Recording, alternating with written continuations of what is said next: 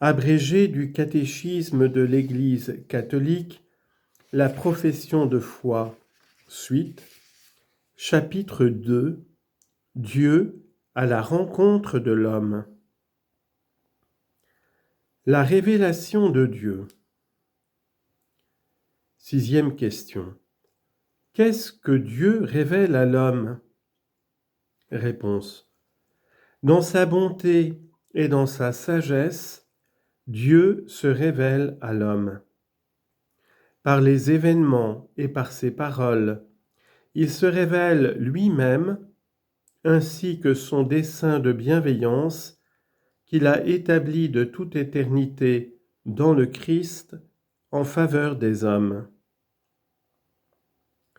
Ce dessein consiste à faire participer, par la grâce de l'Esprit Saint, tous les hommes à la vie divine, pour qu'ils soient fils adoptifs en son Fils unique. 7e question. Quelles sont les premières étapes de la révélation de Dieu? Réponse. Dès l'origine, Dieu s'est manifesté à nos premiers parents, Adam et Ève, et il les a invités à une communion intime avec lui. Après leur chute, il n'a pas interrompu sa révélation et il a promis le salut pour toute leur descendance. Après le déluge, il a conclu avec Noé une alliance entre lui et tous les êtres vivants. 8e question. Quelles sont les étapes successives de la révélation de Dieu? Réponse.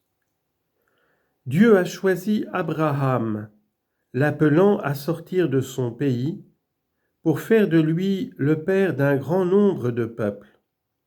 Genèse chapitre 17, verset 5. Et lui promettant de bénir en lui toutes les nations de la terre. Genèse chapitre 12, verset 3. Les descendants d'Abraham seront les dépositaires des promesses divines faites aux patriarches. Dieu a formé Israël comme son peuple d'élection, le sauvant de l'esclavage de l'Égypte. Il a conclu avec lui l'alliance du Sinaï et par Moïse lui a donné sa loi.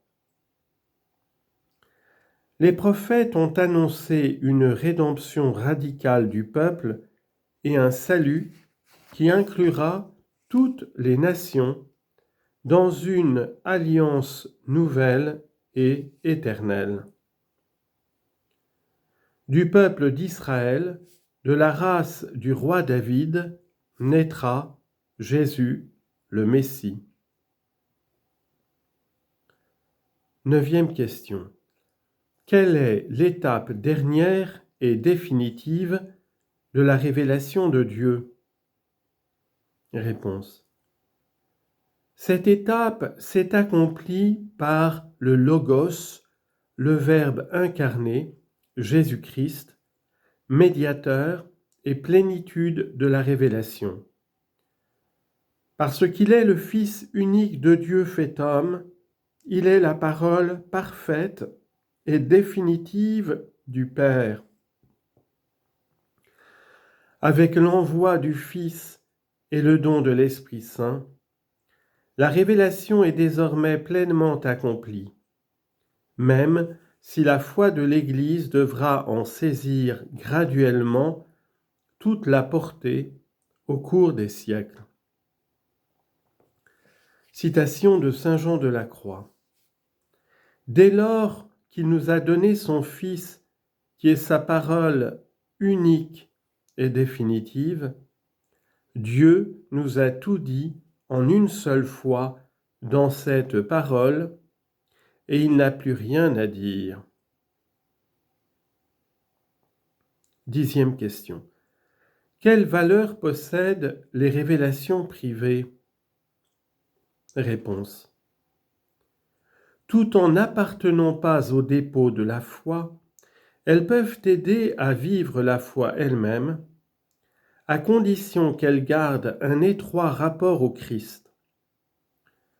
Le magistère de l'Église auquel il revient d'effectuer un discernement sur ces révélations privées ne peut cependant accepter celles qui prétendent dépasser ou corriger la révélation définitive qui est le Christ.